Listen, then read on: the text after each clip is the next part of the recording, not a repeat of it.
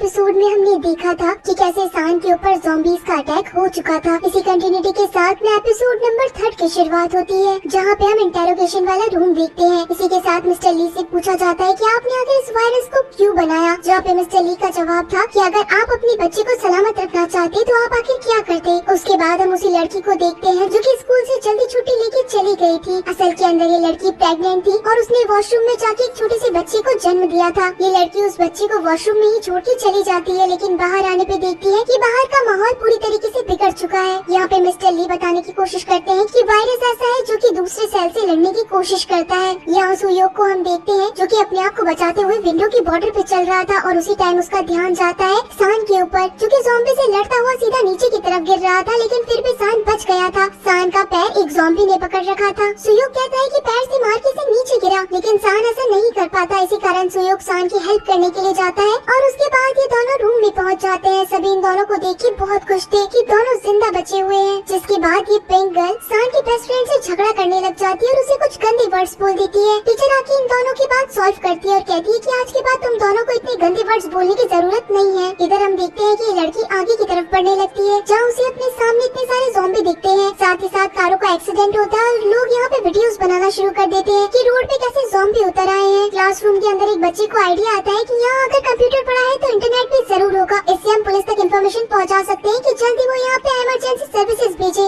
लेकिन यहाँ पे लोगों को पता चलता है कि शहर के अंदर भी यही हालत हो चुका है, हर जगह ज़ॉम्बी घूम रहे हैं। इसी कारण यहाँ कोई इमरजेंसी सर्विस नहीं पहुँच पा रही है। काफी देर हो गई थी जब कांच के ऊपर जोर जोर से ये पाइप टकराने लगा था। असल के अंदर ये एक ज़ॉम्बी का काम था, जो कि ज़ॉम्बी सीधे रूम के अंदर पहुँच चुकी थी। सभी इसे दूर भगाने की कोशिश करते हैं। सान के हाथ में एक स्टिक थी जिससे कि वो ज़ॉम्बी के शोल्डर में मारता है, लेकिन फिर भी ये ज़ॉम्बी नहीं मरती। इसी बीच के अंदर सान का फ्रेंड सीधे सीपीयू उठाता है और इस ज़ॉम्बी के मुंह पे मारता है, जिससे कि ज़ॉम्बी और सीपीयू दोनों नीचे गिरते हैं। लेकिन अब यहाँ पे खड़ी पिंक गर्ल को लगता है कि सान का फ्रेंड इन्फेक्टेड हो चुका है और उसे इस ज़ॉम्बी ने काट लिया है, क्योंकि इस लड़के के नाक से खून बह रहा था। यहाँ सीन शिफ्ट होता है ऑन्जो के फादर पे, जो कि इमरजेंसी सर्विसेज के कारण एक पॉलिटिकल इवेंट में पहुँचे थे। काफी सारे पॉलिटिकल लोग यहाँ पर थे, लेकिन ऑलरेडी एक आदमी इन्फेक्टेड हो चुका था। यहाँ के लोग ऑन्जो के फादर को सब कुछ बताने की कोशिश करते हैं कि यहाँ आखिर क्या चल रहा है। यहाँ एक लेडी आके बताती है कि क्या आप लोगों ने बताया है कि आखिर मैं यहाँ पे हूँ। इसका मतलब था कि ये लेडी कोरिया की एक स्ट्रॉन्ग पॉलिटिशियन है और इन्फॉर्मेशन भिजवाती है कि जल्दी से आके हेलीकॉप्टर को बोलो कि मुझे यहाँ से लेके जाए। जब ये लोग यहाँ पे बैठे एक इन्फेक्टेड आदमी को बांधने की कोशिश करते हैं, तो यहाँ पे रेस्क्यू टीम के एक बंदे का हाथ इसी आदमी ने काट लिया था। यहाँ क्लासरूम के अंदर इस पिंक गर्ल के कारण अब सभी बच्चे फ्रेंड के ऊपर शक करने लग गए कि सान इन्फेक्टेड है। सान का फ्रेंड सभी को समझाता है कि मुझे कुछ नहीं हुआ है, मैं बिल्कुल ठीक हूँ, मेरे हाथ पे सिर्फ खरोच लगी है। सभी आके सान के फ्रेंड का हाथ देखते हैं, जो कि सब कहते हैं कि ये सिर्फ खरोच है, किसी ने भी इसे बाइट नहीं किया है। लेकिन पिंक गर्ल ये बात मानने को तैयार नहीं थी। इसी कारण सान का फ्रेंड कहता है कि मैं अकेला ही बैठ जाऊंगा, मुझे किसी की जरूरत नहीं है। और वो गुस्से में आके खुद को एक कमरे में बंद कर लेता है और बोलता है कि 1 घंटे तक मैं बाहर नहीं आऊंगा, उसके बाद तो तुम सब लोगों को तसल्ली हो जाएगी। यहाँ टीचर कहती है कि अगर ये लड़का इन्फेक्टेड नहीं हुआ तो तुम्हें इससे माफी मांगनी पड़ेगी, जहाँ पिंक गर्ल उस टाइम तो हाँ कर देती है। इधर हम स्कूल के किचन का सीन देखते हैं, जहाँ पे बुली गैंग का एक लड़का अभी तक अपने पास में बैठे 3-4 लड़कों को ज़ॉम्बी के हवाले कर चुका था, ताकि कोई भी ज़ॉम्बी आके उसे न मारे। वो खुद भी अभी सर्वाइव कर रहा था और ऑलमोस्ट अभी किलर बन चुका था। जो भी ज़ॉम्बी उसके पास आ रहे थे, खुद को बचाने के लिए वो उन्हें मारता जा रहा था। यहाँ क्लासरूम में सभी एक दूसरे से बात कर रहे हैं कि आखिर ये सब चल क्या रहा है। वो जो लड़का अंदर बैठा है, लेकिन अभी तक उसमें कोई सिम्टम नहीं आया है। ज़ॉम्बी बनने वाले ज्यादा से ज्यादा 5 या 10 मिनट में ज़ॉम्बी बन जाते हैं। इधर टीचर भी अपने स्टूडेंट को कहती है कि सब कुछ जल्दी ठीक हो जाएगा। यहाँ सान आके ऑन्जो से पूछता है कि क्या तुम ठीक तो हो ना, सब कुछ तुम्हारे लिए ठीक चल रहा है ना। लेकिन ऑन्जो अपनी फ्रेंड इसाक को याद कर रही थी, क्योंकि वो भी अब ज़ॉम्बी में बदल चुकी थी।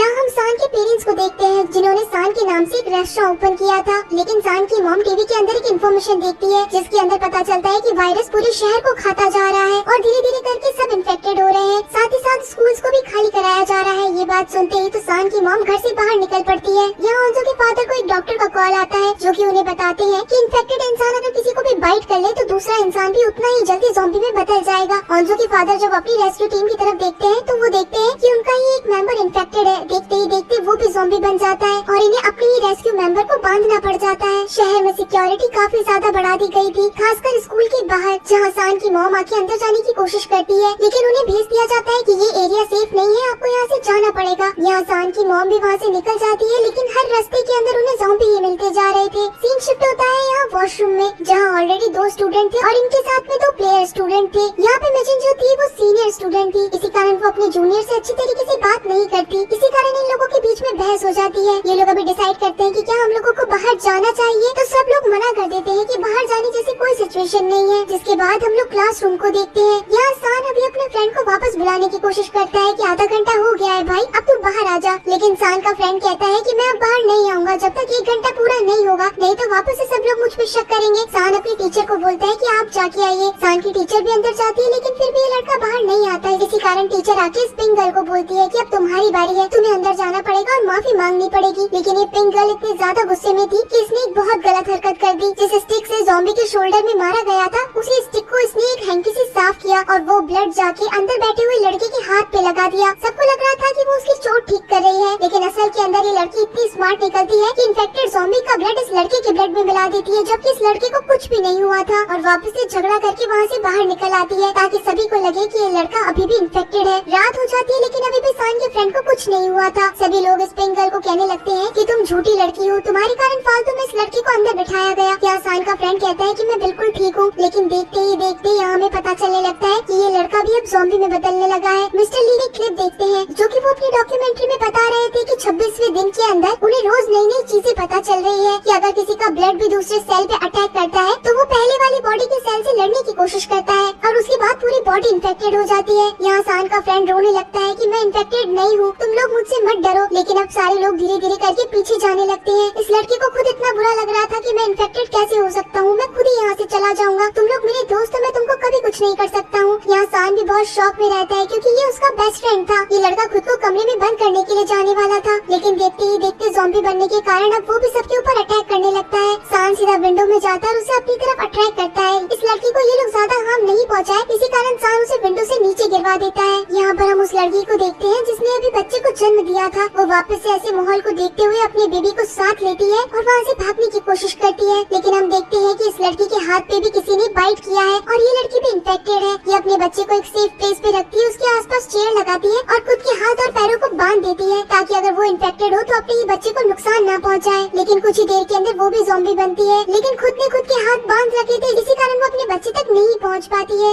दूसरी तरफ वो ऑफिस जहाँ पे सारे पॉलिटिशियंस बैठे थे, वो भी बाहर नहीं निकल पाते हैं क्योंकि उनके पास भी कोई सर्विसेज नहीं पहुँच पा रही थी। इसका मतलब है कि ये लोग भी एक जगह पे अटक चुके हैं। यहाँ क्लासरूम में पिंक गर्ल अब सभी को बोलती है कि अगर मैं आज तुम लोगों को नहीं बताती तो वो लड़का हम सबको मार डालता। इसका मतलब था कि ये लड़की अभी भी बाज नहीं आ रही है अपनी हरकतों से। तब तो इस क्लास के प्रेसिडेंट को बहुत गुस्सा आ चुका था और वो खड़ी होती है और इस लड़की से गुस्सा करने लगती है और सभी को बताती है कि मैंने अपनी आंखों से देखा था। जब सब लोग उस लड़की को क्लासरूम के अंदर देख रहे थे तो पिंक गर्ल ने पीछे से आके स्टिक को साफ किया, ज़ॉम्बी का ब्लड इस हैंकी में लिया और अंदर जाके उस बैठे हुए लड़के के हाथ पे यही हैंकी रख दिया। इसी के साथ में प्रेसिडेंट इस पिंक गर्ल को मिला के एक चाटा भी देती है। पिंक गर्ल कहती है कि मैंने ऐसा कुछ भी नहीं किया है और वो वही हैंकी को खुद के जख्मों पे भी रखने वाली थी, लेकिन असल के अंदर उसे तो पता था कि ये हैंकी इन्फेक्टेड है, अगर उसने खुद के जख्मों पे ये रखा तो वो भी मॉन्स्टर बन जाएगी। जब धीरे धीरे करके ये बात सबको पता चलने लगती है कि जान करके पिंक गर्ल ने इन्हीं के फ्रेंड को ज़ॉम्बी बना दिया जो कि बहुत अच्छा लड़का था, तो सभी को गुस्सा आता है और वो उसे मारने के लिए भागते हैं, लेकिन कैसे तैसे करके टीचर सभी को शांत करती है। ये लड़की बैठ के रोने लग जाती है कि मेरा कोई दोस्त नहीं है, मेरी कोई बात नहीं समझता, और वो दरवाजा खोल के बाहर निकल जाती है जहाँ पे टीचर भी किसी को बाहर नहीं जाने देती और कहती है कि हमें एक दूसरे की जान बचानी है, बस ये ध्यान रखना कि कोई भी किसी को मारेगा नहीं और सब एक दूसरे की जान बचाएंगे। जिसके बाद टीचर सभी को अंदर रोक के उस पिंक गर्ल को बचाने के लिए बाहर चली जाती है।